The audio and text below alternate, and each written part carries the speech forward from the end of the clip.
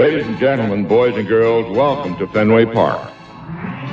On April 26, 2025, Jarren Duran was 3 for 5, with 3 runs scored and 2 RBIs in a game the Sox won, 7-3. He was on third base after ripping a triple into the right field corner. The Cleveland pitcher was pitching from the windup instead of the stretch, and Duran took off.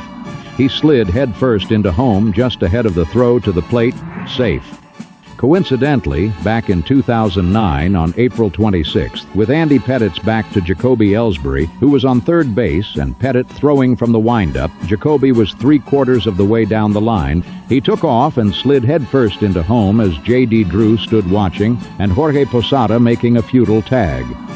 On April 26, 2001, Hideo Nomo just misses throwing another no-hitter after doing so 2 weeks earlier. Right fielder Darren Lewis just misses catching Torrey Hunter's blooper in the top of the 7th inning.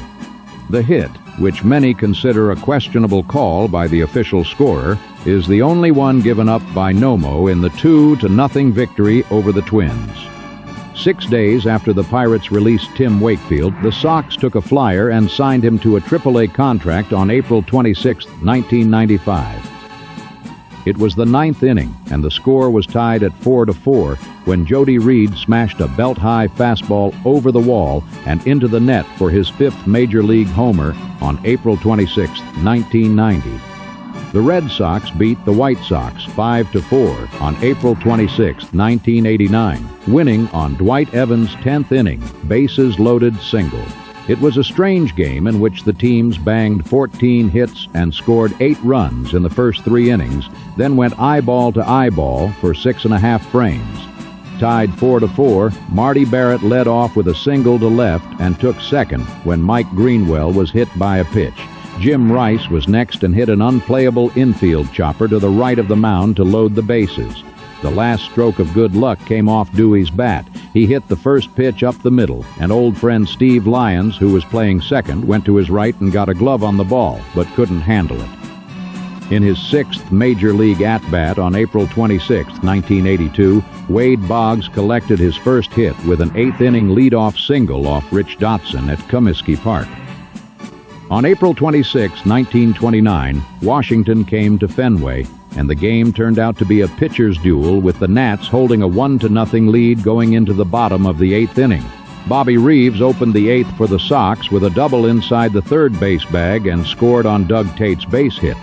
Then Jack Rothrock drove Tate home with the go-ahead run on a double to left.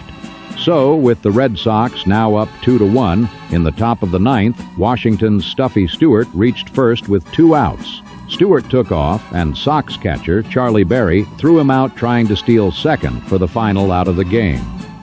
In the Fenway opener against the Yankees on April 26, 1923, the Sox were up 4-2 after 8 innings, but the Yankees scored 2 runs in the top of the 9th to tie the game. The Sox, however, came right back in the bottom half when Joe Harris banged out his 3rd hit of the game, doubling down the right field line. Mike Minoski went in to run for him and sprinted home when George Burns drove the ball to Mike McNally, the Yankees' shortstop, on a short hop. McNally blocked the shot, but not in time to get Minoski, who hustled home with the walk-off winning run, 5-4. On April 26th in 1912, in the 7th inning, with 2 men on base and 2 outs, Hugh Bradley came to bat for the Red Sox. With the score standing at 6-4 in favor of the Philadelphia Athletics, Hugh walloped the ball over the left field fence for a home run and 3 runs. It not only gave the Sox a 7-6 lead, but it was the first time a ball had been hit over the wall. The scene that followed was indescribable as spectators leapt to their feet and threw their hats into the air. The veteran Piper Davis, nearing 40 years old and a 5-time Negro American League All-Star infielder, was playing with the Birmingham Black Barons alongside a local teenager named Willie Mays. The Black Barons shared the ballpark with a Red Sox minor league team, the Birmingham Barons.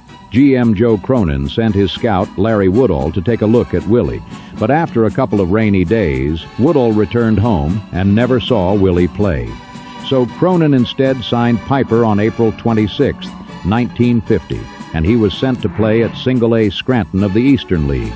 But the Red Sox at the time were stacked with all-star infielders like Johnny Pesky, Bobby Dorr, and Vern Stevens.